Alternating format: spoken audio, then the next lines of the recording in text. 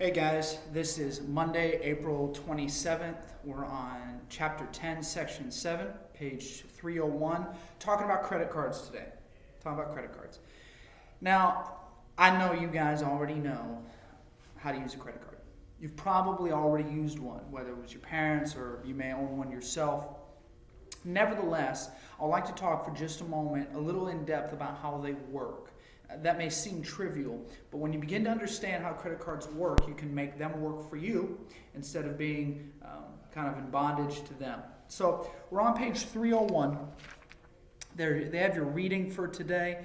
It's only going to be really page 301. They have a model problem on the next page that you can take a look at. We'll talk about that in just a moment.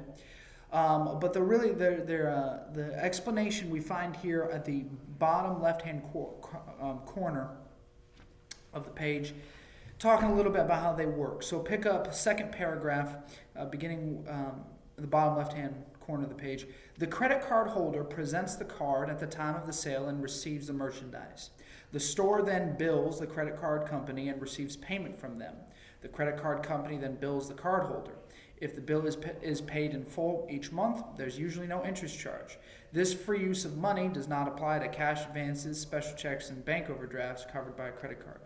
An interest fee of around 1 to 2% is added to the unpaid average balance of the credit account each month. So, looking at this, kind of give you a little bit of diagram. Excuse my poor drawing. But so you go to a store, right? You buy new Xbox One, right? Hand them the credit card. They give you the merchandise. You go home. Now, we'll say, for sake of argument, that the Xbox One costs $300, okay? The store sends a bill to your credit card company for $300.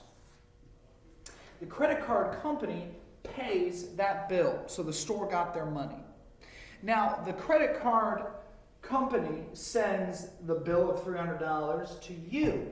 Now, if you pay that off before the end of the month, you just pay for the $300, and it's a win. You got the Xbox early, and it didn't cost any more. But if you were to let that amount go over the month, you weren't to pay it in a month, then it's going to be more than $300.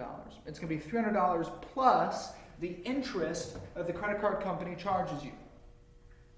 All right? So keeping this in mind, it is important when using credit cards as a good personal finance rule to use a credit card, hear me out, use a credit card when you already have the money to buy the item. Now you say, if I already have the money to buy the item, why don't I just pay for it in cash? Why use the credit card? By paying for it with a credit card and then immediately turning around and paying off the credit card company, this is a life hack, you could say, to raising your credit score quickly and efficiently. This will aid you down the road when you're putting a payment down on the house or on a car to have a high credit score, and this is a safe way to do it. Never buy something based on money you think you might get.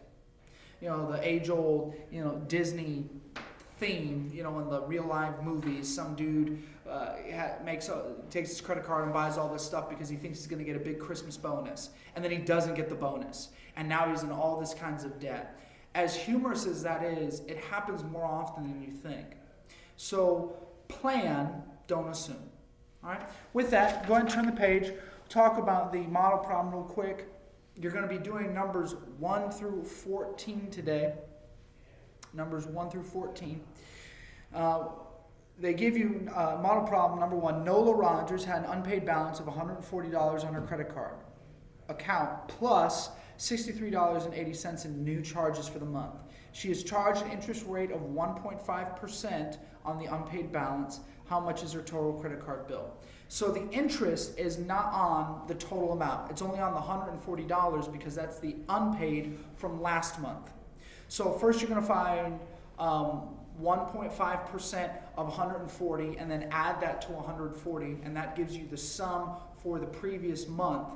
And then you're going to add that to $63.80, give the new charges. That gives you the total bill. If you're reading through the model problem, it's really pretty straightforward percentage work here. Nothing you guys aren't familiar with.